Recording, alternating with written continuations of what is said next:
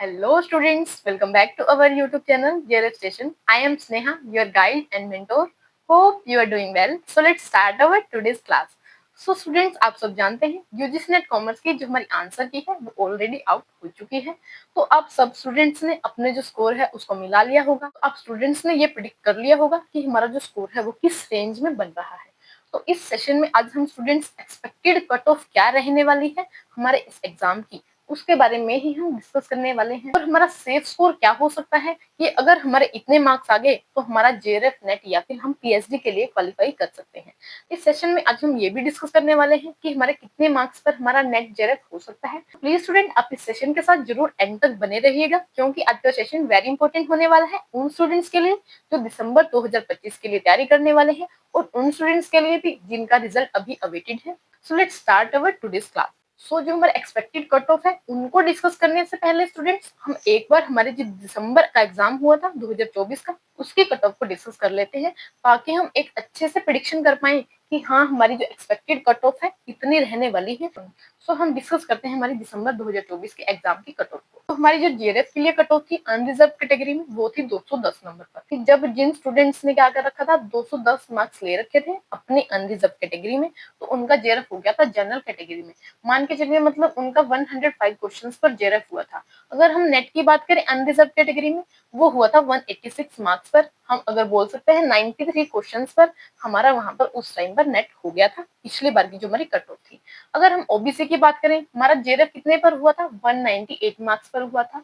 मतलब जिनके 99 क्वेश्चंस ठीक थे उस एग्जाम में तो उनका जेआरएफ हो गया था। अगर हम नेट की बात करें ओबीसी में 168 जो हमारे नंबर है उन पर हमारा नेट हो गया था। तो नेट में हमारे 84 क्वेश्चंस पर हमारी ओबीसी जो कैटेगरी है उसमें हमारा नेट हो गया था। और पीएचडी के लिए इन सब हमारे मार्क्स से कम ही हमारी कट ऑफ रही थी। स्टूडेंट्स आप अभी यहाँ पर देख सकते हैं कि जो हमारा जेआरएफ है और नेट है उसमें 13 टू 14 क्वेश्चंस का हमारा गैप रह रहा है। मतलब आप मान के चलिए 25 से 30 नंबर का हमारा गैप है जो हमारे जेआरएफ है या फिर जो हमारे नेट की कट ऑफ रह रही है। तो स्टूडेंट्स अब हमने हमारे दिसंबर की कट ऑफ को डिस्कस कर लिया है कि इससे हमें एक अंदाजा ये हो गया है कि जो जेआरएफ है और नेट है उसके बीच में कम से कम 13 से 14 क्वेश्चंस का गैप रह रहा है।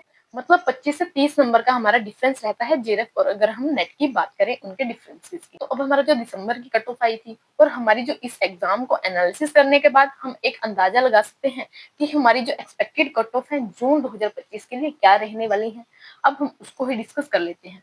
हमने आपको बिल्कुल एक एग्जैक्ट कट ऑफ नहीं दी है, क्योंकि हम क्या कर रहे हैं एक प्रिडिक्शन ही कर सकते हैं कि हमारी कितनी कट ऑफ रह सकती है। कुछ चैनल्स पर आपको बिल्कुल एग्जैक्ट कट ऑफ दी जा रही है, लेकिन स्टूडेंट आप सब ये बात को जानते हैं कि एग्जैक्ट कट ऑफ कोई भी नहीं बता सकता है अभी, क्योंकि एनटीए आपका रिजल्ट बताएगी और उसमें ही हमारी एग्जैक्ट कट ऑफ क्या रहेंगी वो आपको उस टाइम ही पता चलेंगी। लेकिन हमारे जो आंसर की आई है और हमारा जो दिसंबर का एग्जाम हुआ था उसके बेसिस पर हम एक एक्सपेक्टेड कट ऑफ निकाल सकते हैं, क्योंकि आप सब जानते हैं जो हमारा इस बार का एग्जाम था वो इजी लेवल का नहीं था, मॉडरेट लेवल का एग्जाम था। तो कुछ क्वेश्चंस आपसे डायरेक्ट ना पूछ के आपसे कुछ इनडायरेक्ट क्वेश्चन भी पूछे गए थे। और जो हमारी कट ऑफ है वो ज्यादा हाई भी नहीं जाने वाली है, क्योंकि हमारा एग्जाम क्या नहीं था इजी नहीं था। अगर हमारा एग्जाम इजी होता तो बहुत ज्यादा हमारी जो कट ऑफ है उनके हाई जाने के चांसेस है। तो इसमें हमारी जो कट ऑफ है जो हमारे दिसंबर की कट ऑफ थी उसके आसपास ही रहने वाली है, उनमें हमें कुछ ज्यादा चेंजेस देखने को नहीं मिलने वाले हैं। 2 या 3 क्वेश्चन का ही हमें यहाँ पे डिफरेंस दिख सकता है। 2 या 3 क्वेश्चन कम जा सकती है आपकी कट ऑफ या फिर 2 या 3 क्वेश्चन आपकी ऊपर आपको देखने को मिल सकती है।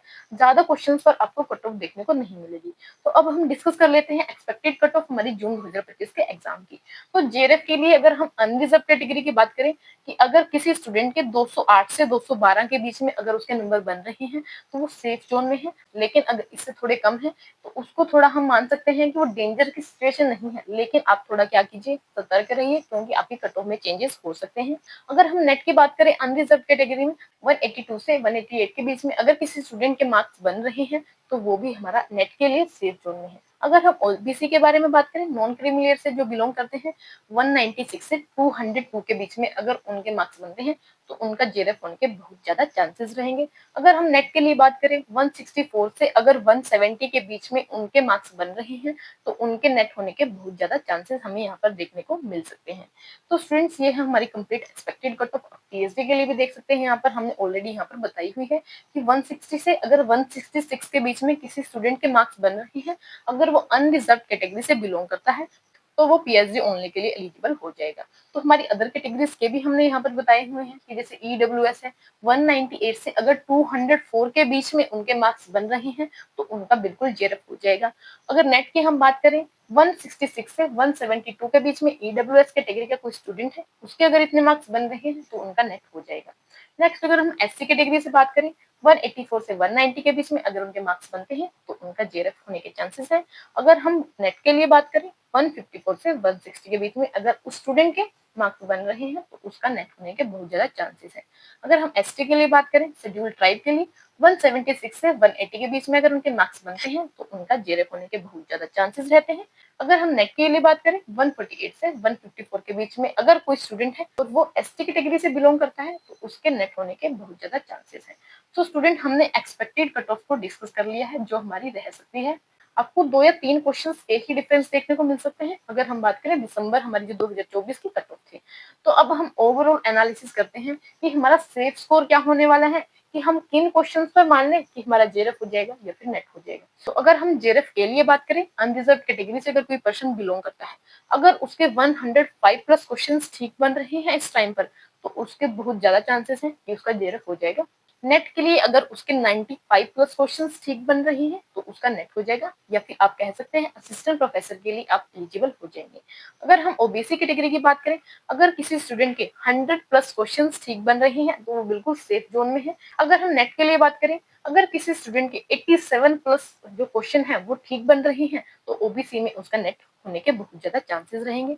नेक्स्ट अगर हम ईडब्ल्यूएस में इकोनॉमिकली वीकर सेक्शन से जो बिलोंग करता है, 102 प्लस अगर उसके क्वेश्चन ठीक बन रहे हैं तो उसका जेआरएफ हो जाएगा।